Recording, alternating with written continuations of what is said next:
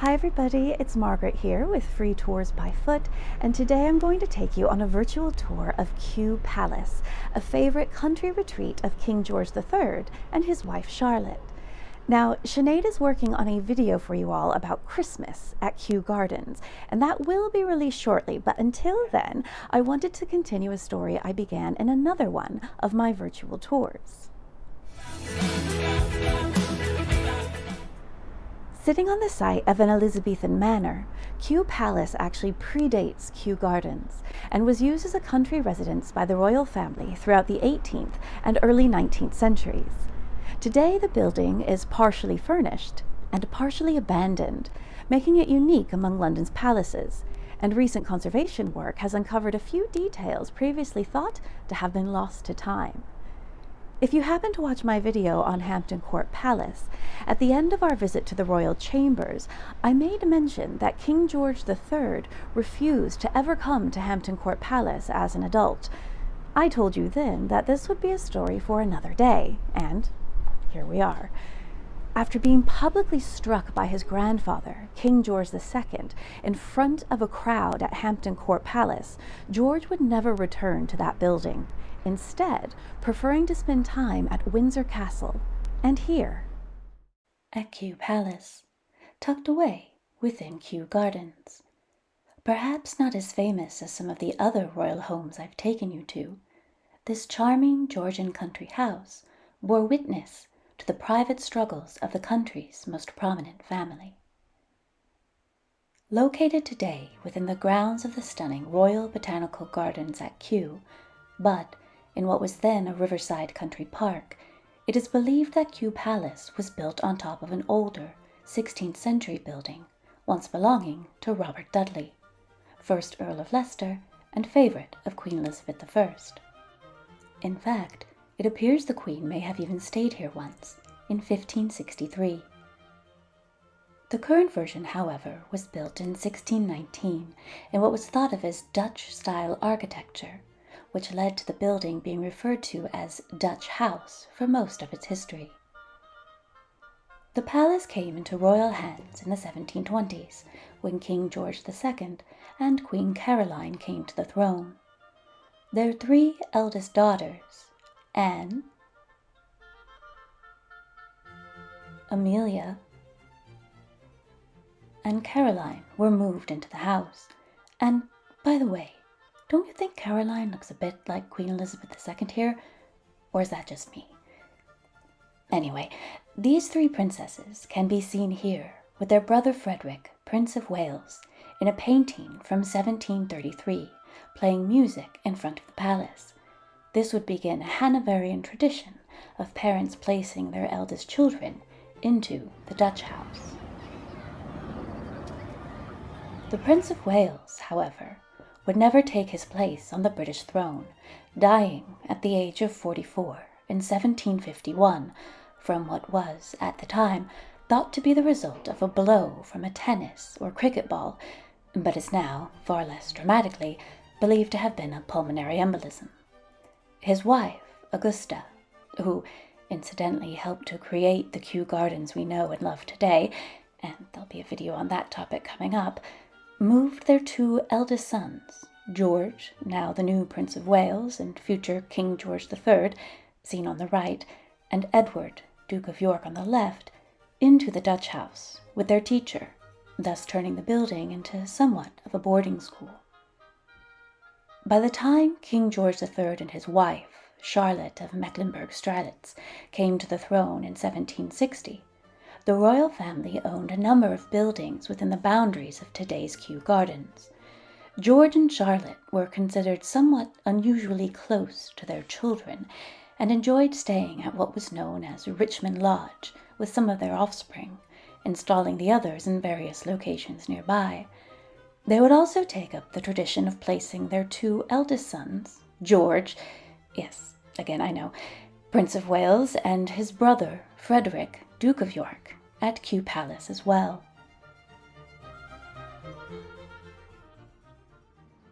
Years later, George III would spend much time here with his wife and their daughters, living a quiet but mostly peaceful existence.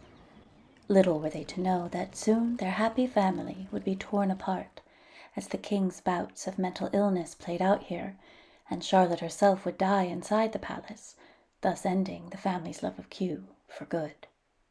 Now for our tour. Although it is made of carved and rubbed brick, and the bright red color of the building is original, the vibrant shades originally would have been the result of a red ochre wash, routinely painted onto the structure, which has been recreated today. The Dutch architecture I mentioned earlier refers particularly to the Dutch gables crowning the top of the house. As we enter the building, we come first to a small wooden-paneled antechamber. The wooden panels date from the 16th century, although where they originated from is anybody's guess. But the highlight of the room today is this: a cast of a wax sculpture of King George III, literally handcrafted by master waxwork artist Madame Tussaud. This effigy was made in 1810 to celebrate George's Golden Jubilee, his 50th year on the throne, and it's a fascinating insight into what the king would have looked like in real life. Today, those who know King George III often think of him as the Mad King, and he tends to be most remembered either for his insanity or his loss of the American colonies. However, George was possessed of far more positive qualities than he is often given credit for. He was a quiet, studious, devoutly religious, family-orientated man with a passion for music, reading, and farming. He was also the first British monarch to actively oppose slavery and the slave trade, and took his job as king and, quote, father of the country particularly seriously. Although this isn't a video specifically about George, I do want to address his most famous characteristic, which, unfortunately, is his mental illness. George's mental illness is not entirely understood. It is believed he suffered from bipolar disorder, or from the blood disease porphyria. Samples of the king's hair, tested in 2005, revealed the presence of arsenic, a cause of metabolic blood disorders and a possible cause of porphyria. But forgive me if I don't focus too much on George's illness in this tour.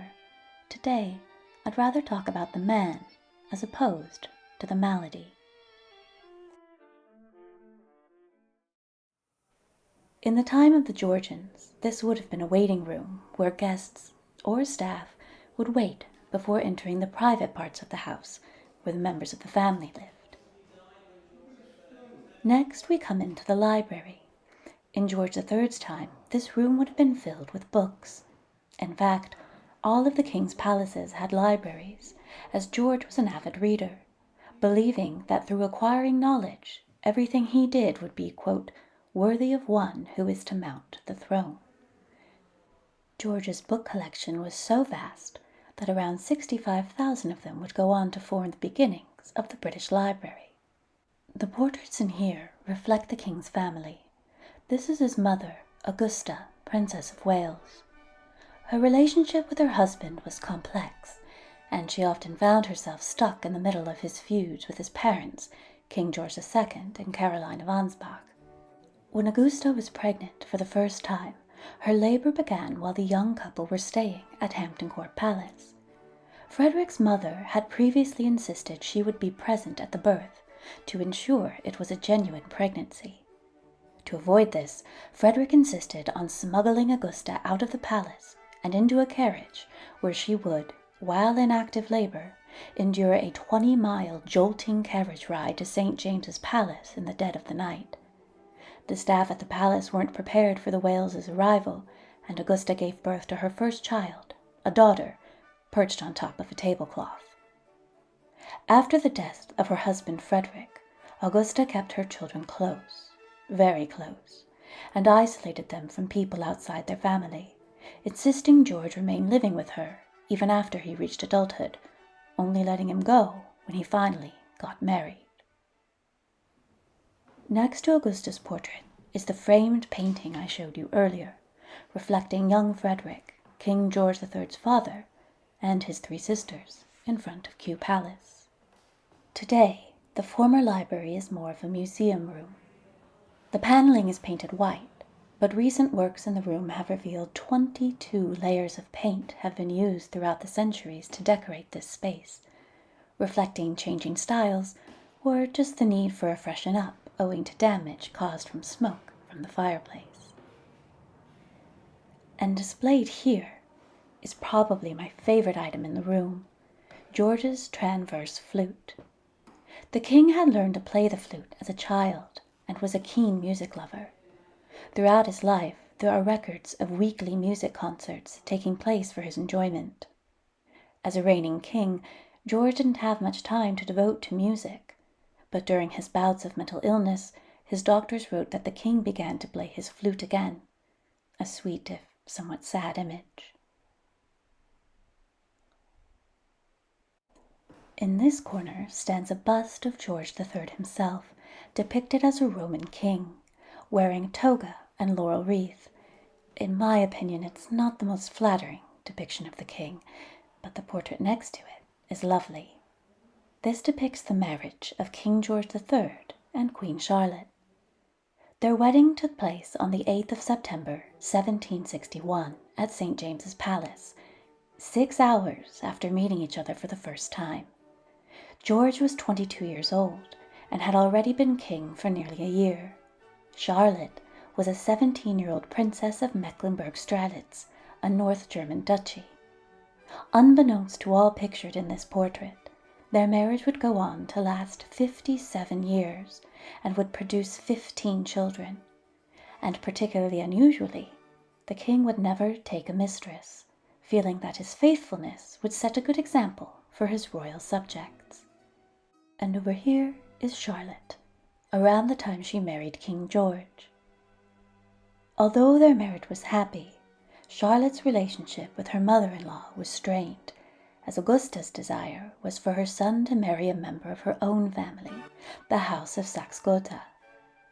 Augusta would insist on strict courtly protocols, preventing Charlotte from making friends, contacts, and allies. She was also in charge of appointing Charlotte's household staff, many of whom were instructed to report all of Charlotte's words and deeds back to Augusta. When Charlotte sought solace and confidence in her German companions, she was berated by Augusta for, quote, keeping favorites. And during the king's first bout of mental illness in 1765, Augusta kept Charlotte unaware of George's situation.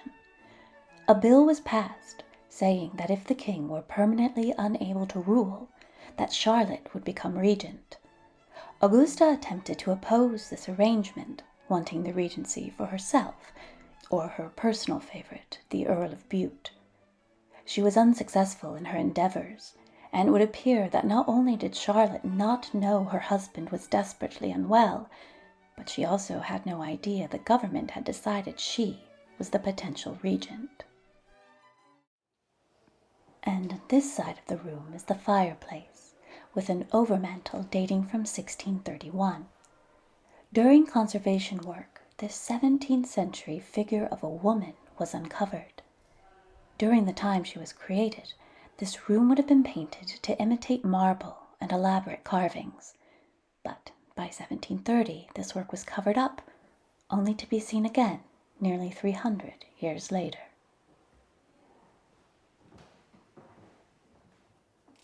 In the first iteration of this house, this room would have comprised part of the kitchen, but by the time of King George III, it had become a page's waiting room. The mannequins standing here today represent the king, his wife, and their 15 children, all but 2 of whom would survive past childhood.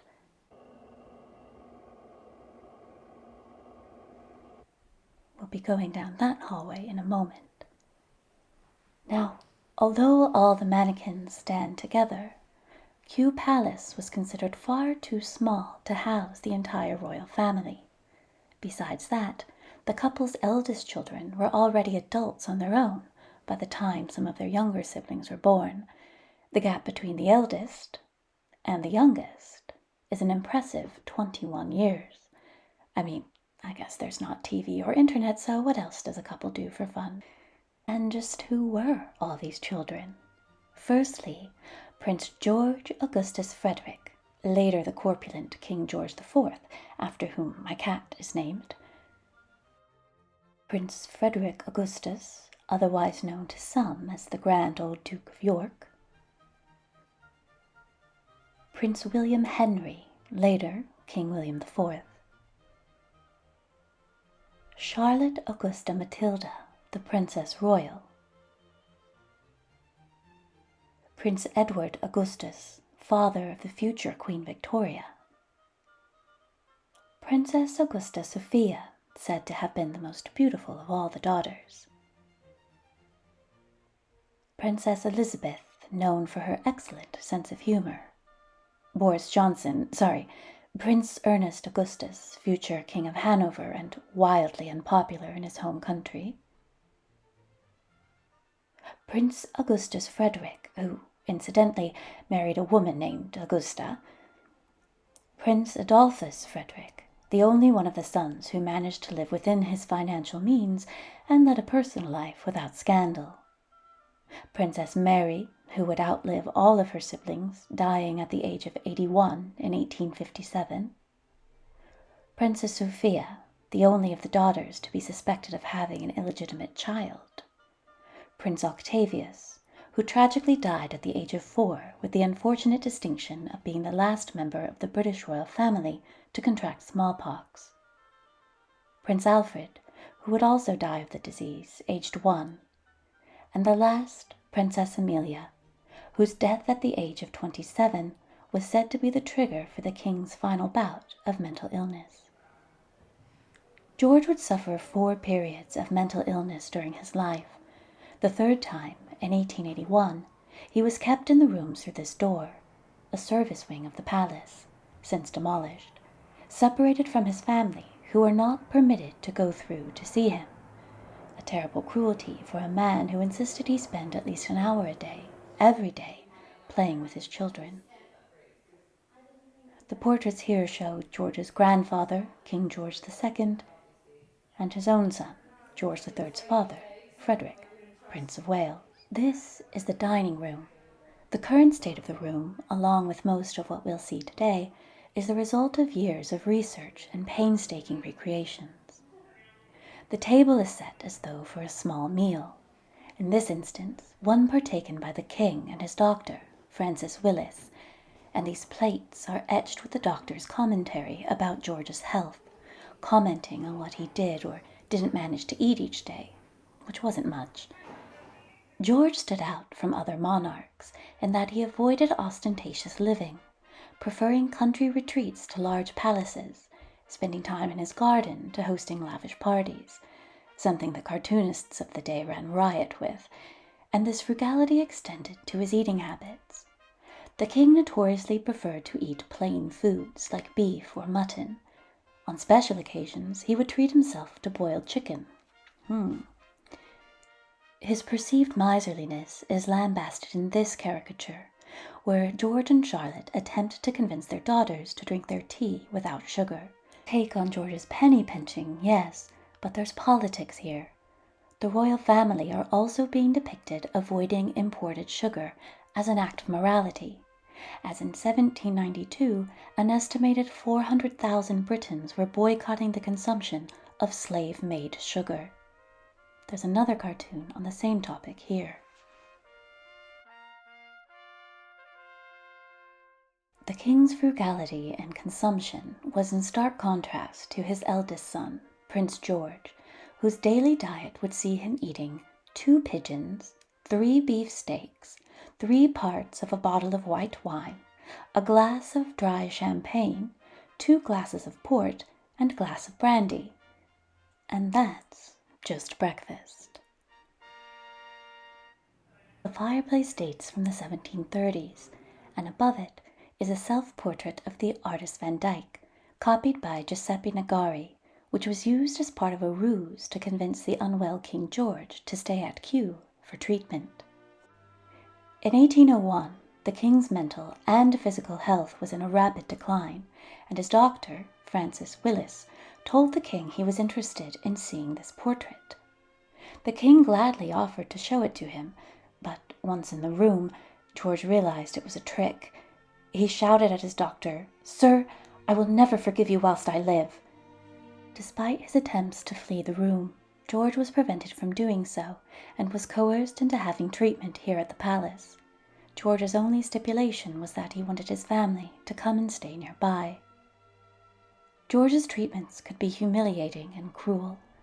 He was forcibly restrained, put into straitjackets, made to eat his meals without utensils, and had his skin deliberately blistered. Having gone through it all before, it's easy to imagine George's terror at knowing he would be subjected to it all again. His only consolation was time spent with his family, and even that was highly limited. Next to the fireplace stands a chamber organ. The original organ that stood here has been lost with time, but this version dates from the 1740s and is thought to be one of the, if not the, earliest surviving Georgian chamber organs in the country. It was purchased by Historic Royal Palaces in 2006 and can still be played today.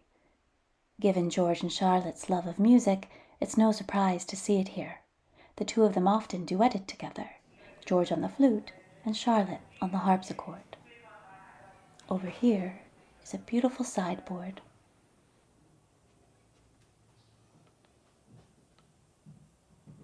And above, portraits of George and Charlotte.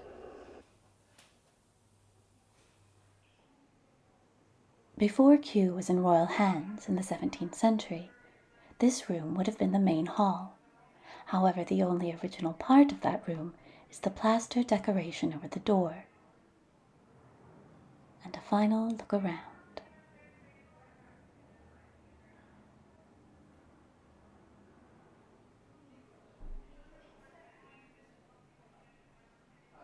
And into the breakfast room. During George's time, this room would have featured a table with red goatskin chairs and was used for casual breakfasts with the king and his family. Today, it features items relating to George's children. The oak paneling and the fireplace here are original features from the 1600s, but it's likely the room had been painted white by the time of George in the 1700s. Although the king did eat breakfast here with his family, it was only with the permission of his doctors. During his 1804 bout of mental illness, the king was confined entirely to this floor, with his wife and daughters living upstairs. They were occasionally permitted to come and see him here to have breakfast, but only under the strict supervision of his physicians. The dollhouse on display here was built in the 1780s for the king's younger daughters. The princesses themselves decorated the furnishings, including embroidering for the bed, which you can see here, as well as the chairs. Note the color of the wallpaper for future reference. Although insistent on a strict schooling schedule, King George III indulged and spent much time with his children, making a point to attend all their birthday parties as often as he could. One witness stated that George and Charlotte, quote, have their children always playing about them the whole time. And another said, quote, I never saw more lively children, nor a more pleasing sight than the king's fondness for them. However, George's bouts of mental illness began to plague him while his youngest daughters were still children. It's said that Mary, Sophia, and Amelia did not spend as much of their childhood with their parents as their elder siblings did, and as a result, they were considered somewhat wilder than their older sisters. Master painter Johann Joseph Zoffany had worked on this painting of George and Charlotte and their brood in 1770. Perfectly lovely. In 1785, however, he was commissioned to capture the couple's youngest princesses. Reportedly, the artist had so much trouble getting the girls and their dogs to sit still that he never painted another portrait.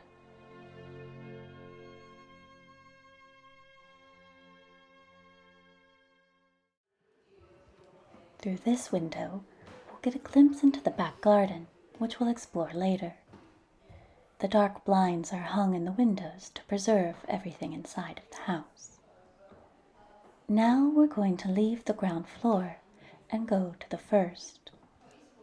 The pink carpet is based on a design from the early 19th century. It's kind of wild, but I like it. The painting up here depicts an unlandscaped Kew Gardens during the time of Augusta, Princess of Wales. And here we can get a view all the way to the top. The first room we're going to visit on this floor is Queen Charlotte's boudoir. If you think back to the color of those dollhouse walls, you likely won't be surprised to see what's through the doorway here.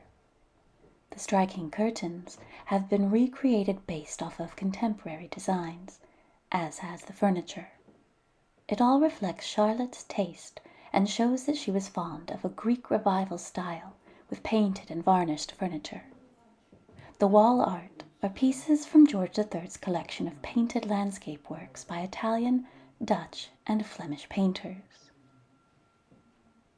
The table here is set up as though ready for a game of cards. This would have been a much-needed pastime, as during the king's 1804 bout of illness, Charlotte and her younger daughters would be stuck up here, while the king was confined below. In addition to card playing, the women would do needlework, knotting, and even spun wool, which you can see evidence of here. Just beyond is the drawing room, but first I'd like to show you the ceiling. Dating from the early 17th century, the plaster ceiling displays figures representing the five senses. This one represents hearing, with the playing of an instrument. In the corner is taste, sitting on and eating from a cornucopia.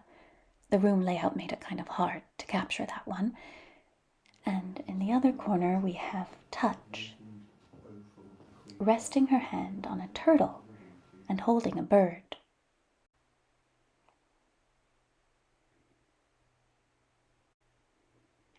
And because of the room layout, I was just about able to capture sight, viewing herself in a mirror, and smell, sniffing a rose in a garden with a cat. Now it's into the Queen's drawing room. Both during the time of Queen Charlotte, as well as during its original iteration in the 1600s, this was the principal room of the house. Today it's furnished as it would have looked in the early 19th century, with red drapes and furniture, with very pale pink walls. From this angle you can see that pink, as well as the alabaster and marble chimney-piece, now nearly 400 years old. Although used as a private space by Queen Charlotte, the drawing room was the scene of one of the oddest, but most important, events to ever take place at Kew Palace. By now you know that Charlotte and George had a large family, with 13 surviving children. Yet, by the year 1818, they had not a single legitimate grandchild. Their eldest son, George, the Prince of Wales, had done his duty by marrying his cousin, Princess Caroline of Brunswick, in 1795. This was no love match, however. The couple detested each other. On meeting his intended for the first time, George called for a glass of brandy, and would later turn up for his wedding stinking drunk. Caroline wasn't impressed either, saying, quote, "He is very fat, and he's nothing as handsome as his portrait." The situation wasn't helped by the fact that George was notorious for surrounding himself with mistresses, one of whom he had secretly married, and he was known to be the father of numerous illegitimate children. He helpfully placed his primary mistress, Frances Villiers, in Caroline's household, making her lady of the bedchamber, and thus forcing the two women to be in constant company. In fact, George had only agreed to marry Caroline to appease his father, in a desperate effort to convince the king to pay off his debts, estimated to be around an astonishing £630,000, the equivalent of nearly £70 million today. But their marriage was a near success, dynastically speaking, despite the fact that Caroline wrote to a friend that the prince spent most of their wedding night passed out partially in the fireplace, where, quote, "he fell and I left him," And despite the fact that George had to, quote, conquer my aversion and overcome the disgust of her person, the marriage was consummated thrice. But as you know, sometimes once is all it takes. 9 months after their wedding, Caroline gave birth to a healthy daughter, Princess Charlotte. Unlike her parents, Charlotte was wildly popular with the public. But the princess's life would end in tragedy when she died in childbirth to a stillborn son in 1817. It's said that the shockwaves from Charlotte's death and the deep subsequent mourning experienced by the country is equivalent to the shock and grief felt in 1997 at the death of another royal princess, Diana. Having lived apart since their successful conception, and now in advanced years, there was no chance that Princess Caroline and Prince George would produce another heir, George going so far as to ban Caroline from his own coronation in 1821, despite the fact that she had technically become queen consort. And while all of this had been taking place, the king and queen's daughters had been living a sheltered existence under their parents' watchful eyes, never permitted to marry. Royal sons had been waging political and military careers, as well as fathering more than 56 illegitimate children between them. But upon the death of Princess Charlotte, the race to produce an heir had begun. The likeliest victor was Prince William, Duke of Clarence. His 2 elder brothers, George and Frederick, were both estranged from their wives and in poor health. In comparison, William was quite robust, and in his 50s seemed not only capable of siring an heir, but perhaps even inheriting the throne itself. Next came his youngest brother, Prince Edward, Duke of Kent. At age 50, he had been considering leaving his European mistresses and coming home to England to marry, and this put rather the spring in his step.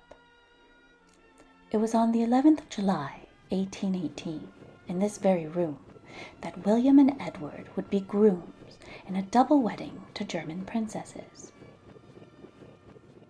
William to Adelaide of Saxe-Meiningen, and Edward to Victoria of Saxe-Coburg-Saalfeld.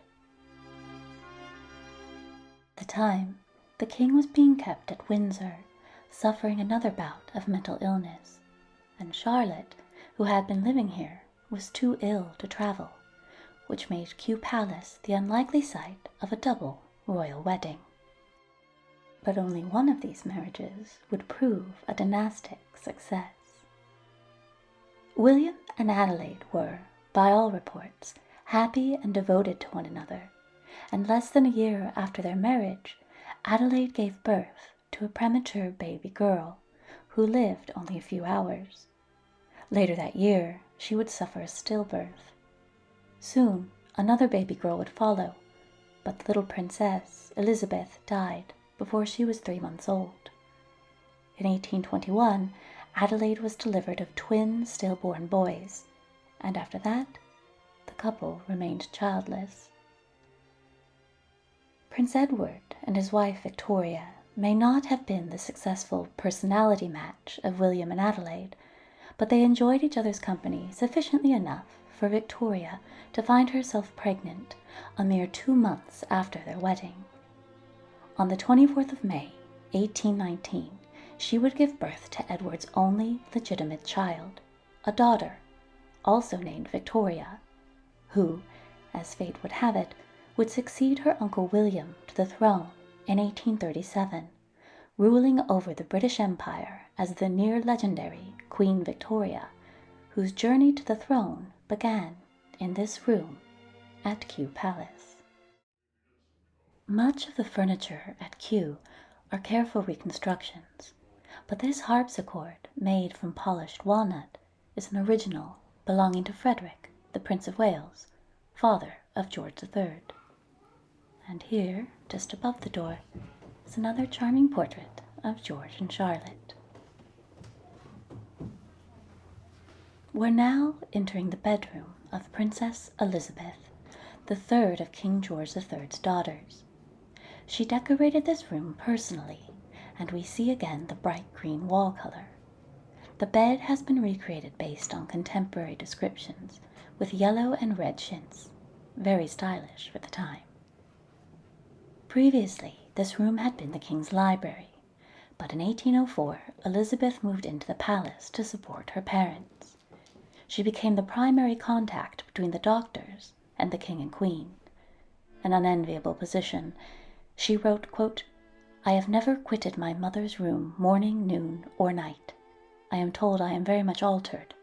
Look 20 years older." The princess wasn't happy to be kept at home. The king had previously told his daughters he would take them to Hanover to find them appropriate husbands, but this was against his true wishes. He's reported to have said, quote, "I cannot deny that I have never wished to see any of them marry.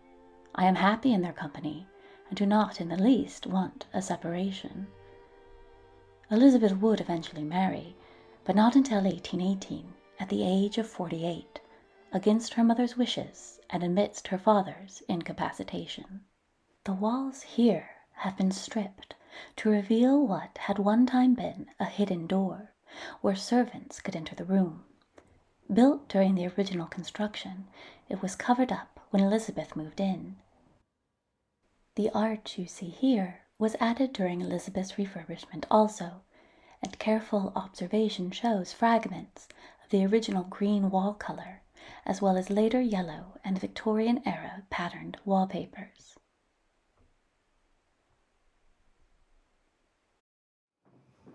Here again we see rich yellow drapery, which, when you look up, you can see is draped over Cupid's bows. Another look at that exposed wall, and something strange in that mirror. Immediately adjacent to Elizabeth's room was Queen Charlotte's bedroom. The gold plaque on the wall ahead was placed here by Queen Victoria to commemorate her grandmother, who died in this very room on the 17th of November, 1818. Charlotte had been traveling from London to Windsor, where her husband was being kept during what would prove to be his final, permanent bout of mental illness. However, she was too ill to finish her journey and was brought to Kew instead. As her illness worsened, her son, Prince George, had a special chair made for her, with wheels, which would allow her to be taken through to her boudoir, where she would take her meals. One day, Charlotte proved too ill to even be moved from this chair, and it was in it that she would die, surrounded by a handful of her children. Her body was taken to Windsor Castle for her funeral, and rushes were placed in the castle courtyards so that the infirm king could not hear the carriage wheels. His doctors and family had decided to keep her death a secret from George, believing that he was not capable of understanding what had happened, and worrying that the shock could lead to further deterioration of his mental state. Charlotte's room has been kept as it was the day she died. The furnishings of the Queen's bed are much less grand than those of her daughter. Charlotte preferred a lightweight, durable, plain-colored cotton cloth known as dimity, which has been recreated here. There's a portrait of the Queen herself, and another view out to the back garden. Originally in the countryside, this view shows the modern buildings now, just across the water. Although initially popular, Charlotte faced scrutiny in her later years, with dissatisfaction about her role in government during the king's illnesses. After being publicly jeered at a reception in 1817, she quietly told the crowd that it was upsetting to be treated like that after such long service. The second longest serving royal consort, Charlotte supported her husband until her very end. This little antechamber contains a suit that belonged to King George III. It has faded over time and, originally, would have been a rich scarlet with shimmering gold thread. The suit was made for George when he was a young man, at the beginning of his reign, and would have been worn for a special or public occasion, which is when he most often wore the color red. The next floor of the house will be a stark contrast to what we've seen so far. We're about to walk through what had been the bedrooms of the Princesses Augusta and Amelia. Bouts of the king's illness, the death of their mother, and the lonely existence the girls lived here meant there was little love left for Kew Palace by 1818. Augusta wrote in that year, after the death of their mother, she and her sisters took a final walk through the gardens at Kew, quote, to take leave of everything we love here. After the Queen's lying in state at Kew Palace and her funeral on the 2nd of December 1818, the sisters never returned, and their rooms were stripped and abandoned. They have been left in exactly that state. Music constantly plays on the floor by George III's favorite composer, Handel. We will enter Princess Augusta's apartment first. The eldest of the princesses to stay at Kew, Augusta was in her 30s when she lived here, and was, much to her dismay, still unmarried. Although promised suitable marriages by their father, George's bouts of insanity put an end to such matters, and, when recovered, Queen Charlotte feared the subject would send the king spiraling, and, desperate to have her daughter's companionship during her husband's incapacitations, she forbade any talk of it at court. The girls referred to their environment as a nunnery, with their only entertainment being embroidery or sermons read aloud to them by the Queen. Fun. The princesses were not permitted to socialize with people outside the court, and the only men they were able to speak to were staff, occasional soldiers, and equerries. Princess Sophia once wrote her day was, quote, so deadly dull, I wished myself a kangaroo. The princess's strict upbringing also had disastrous effects. Many of them entered into illicit relationships with members of their parents' staff, and it's alleged Sophia herself bore an illegitimate son, fathered by the king's chief equerry, Major General Thomas Garth, a man over 3 decades older than her. When the king's last bout of mental illness in 1811 became obviously permanent, some of the princesses did manage to marry, such as Princess Mary, seen here, the last of the royal princesses to die in 1857, and the only one to be photographed. But by the time of their marriages, the princesses found themselves too old to bear children. The little room here would have been used by one of Augusta's attendants. Originally, the rooms would have been decorated with floral wallpaper and pink paint, like the color recreated in the hall there. Some of the original paint is just barely visible on parts of the joinery. Next, we enter what would have been Augusta's bedroom. You can see how royal chambers were completely stripped on departure, the idea being the next occupier would completely refurbish. That just never happened here. On display in the corner is what's called a hatchment. In centuries gone by, it was customary for wealthy families to commemorate the death of one of their members by hanging large, diamond-shaped canvas panels bearing the coats of arms of the deceased on the front of their houses.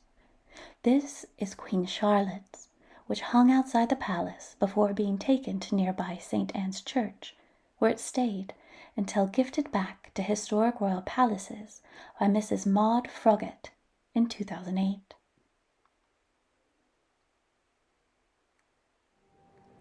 This next apartment belonged to Princess Amelia, the youngest of George and Charlotte's children, and the king's notable favorite.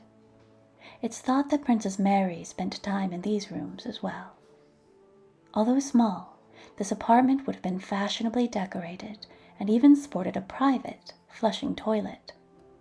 A custom medieval-style fireplace was the primary focal point of this room, and both of these features were requested by Amelia herself. If you look back to where we entered, you'll see the wooden canopy that would have hovered over her bed. and then through the door to our left, the toilet. If you've watched my videos before, you'll know I love a historical toilet, and this one is 18th century state-of-the-art. The top lifts up, pulling the front two panels up and away, revealing the seat and a pewter bowl within. The flushing mechanism was a pull lever on the side, depositing the waste into a receptacle below that Amelia's lucky servants would then carry down the stairs and out of the palace. This room makes up the last part of Amelia's apartments, and the barren space up here leaves a sad, melancholic air that permeates the entire floor. Amelia's story, much like Kew Palace itself, has a sad end as well. Struggling with her health for at least 2 years, Amelia fell drastically ill in 1810 and wished to recover here at Kew. But her mother insisted she be moved to Windsor Castle so that she and the king could keep an eye on her. Suffering terribly with tuberculosis and a skin infection which covered her from head to foot, Amelia died on the 2nd of September at the age of 27. Her death is often blamed for the king's final bout of mental illness, from which he would never recover. George would linger, completely blind and nearly deaf, from 1811 until 1820, when, mercifully, he too passed away as the country's longest-serving king, vacating the throne for his deeply unpopular eldest son, Prince George, who had already been ruling the country during his father's incapacitation, to the dismay of many. But again, that's another story for another day. And back down we go. After the abandonment of Kew Palace by George and Charlotte's daughters, the building remained unused, but in royal hands. Untouched by King George IV, his brother King William IV offered the palace to his sister-in-law, Victoria, Duchess of Kent, for usage for her and her daughter, the future Queen Victoria. The Duchess didn't mince her words when she told William that Kew was, quote, an old house, quite unfit for the princess and me to occupy, being very inadequate in accommodation and almost destitute of furniture. Harsh, but perhaps true. Queen Victoria herself would send 3 of her own children to live here in the summer of 1844, but after the remodeling of Osborne House on the Isle of Wight, which became Victoria's preferred retreat, Kew remained unused again. To mark her Diamond Jubilee in 1897, Victoria then gifted the palace to Kew Gardens, which had been opened as a national botanic garden since 1840, allowing the palace to be open to the public, as it still is today. But our tour today is not yet done, as we have 2 more things to see. Firstly, the Queen's Garden around the back of the palace, and after that, we'll see Kew Pagoda. It's worth mentioning that the back garden we're going to explore is not set to an original layout, but was landscaped in the spirit of the 18th century.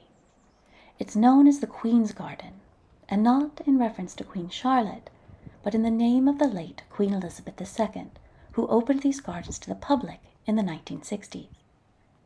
The first part of the garden we will see is a parterre garden, a formal garden made up of plant beds and hedges with symmetrical patterns. The planting and style of this garden is in reference to traditional Dutch garden designs, which is a nod to the earlier name of Kew Palace, Dutch House. The primary plants in this section are lavender, surrounded by common box.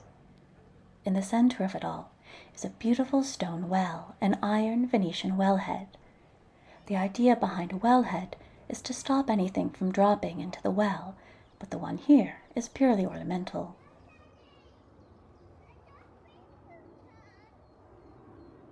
It was a gift to Kew Gardens from Sir John William Ramsden, a Liberal Party politician. Here you can see the intricate design work.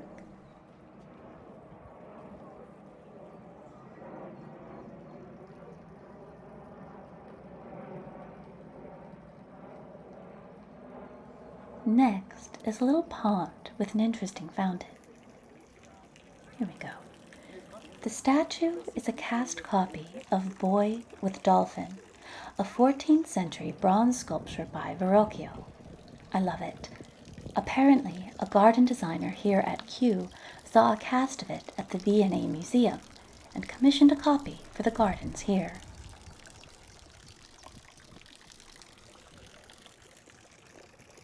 The stone figures here are known as the Terms, a collection of 5 statues brought to Kew by Frederick, Prince of Wales. They are believed to portray various woodland spirits and previously stood in the Palm House before finding themselves here in the Queen's Garden.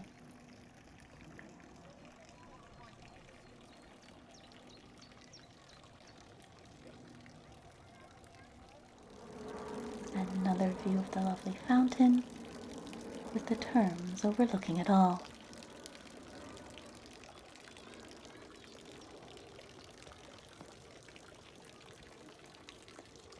The next part of the garden we're going to visit is an herbal garden. This garden is a reflection of the popularity of herbal gardens in the early 17th century, when Kew Palace was originally built. In the early 1600s, the best-selling books in the country were herbals, collections of illustrations and information relating to various herbs and plants. The most well-known of them here in England is known as Gerard's Herbal, so popular that updated versions of it are still being published today.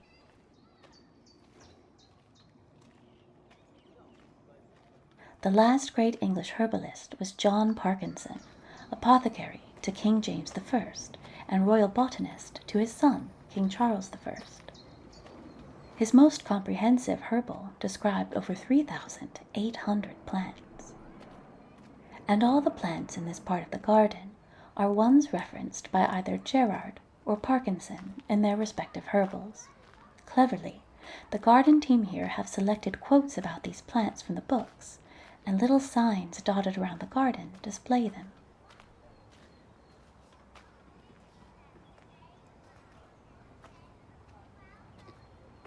And a last look at this charming little garden.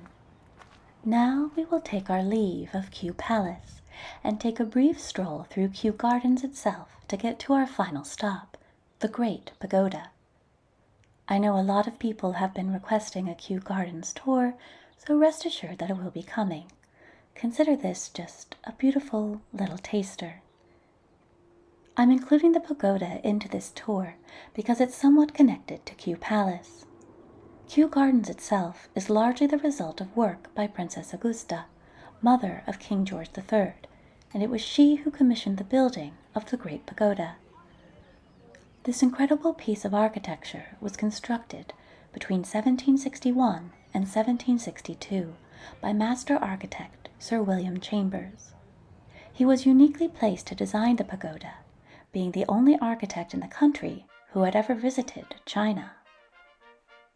Chambers was a favorite of Princess Augusta and was hired to teach the princess and her son, the future King George III, the art of architecture. He built many structures for Kew Gardens, but most were temporal and have been lost to time. In addition to Kew Pagoda, Chambers also built Somerset House, considered to be his magnum opus, as well as completing work at both Buckingham and St. James's Palaces. And he also built the Gold State Coach, commissioned by George III for an easily affordable £3.5 million in 1760. It has since been used at the coronation of every British monarch since George IV, and is available to be seen by the public in the Royal Mews. The pagoda was constructed with solid brick and stands 163 feet or 50 meters tall, sporting 10 separate stories. Each story is 12 inches or 25 centimeters shorter and slimmer than the floor below it. Originally, the pagoda was bedecked with 80 gilded dragons, but the originals were removed by the 1780s. The ones here today are careful reconstructions based on historic patterns. Head of historic carving at the City and Guilds of London Art School, Tim Crawley, carved a master copy for the hand-carved dragons on the lower roof, while the ones on the upper floors are the result of 3D printing. In the 18th century, King George delighted in bringing honored guests to the top of the pagoda to admire the views below, which would have included a flock of the king's sheep, kept here to trim the grass that surrounded the structure. During the Second World War, the pagoda was secretly used as a munitions test site and a laboratory for experimentation of smoke curtains, which would later be used at the landings in Normandy. By the late 20th century, the pagoda was in a state of dilapidation, and its current glorious appearance is thanks to a comprehensive restoration project completed in 2018. I hope you've enjoyed your tour with me today, and that I've given you some insight into a little-known but charming royal palace and its accompanying pagoda, as well as showing you the humanity of a man known to many as just the Mad King. As always, please like and subscribe below, and leave me a comment to share your thoughts and suggestions for future tours. I'll take my leave of you now and return you to the world of the 21st century.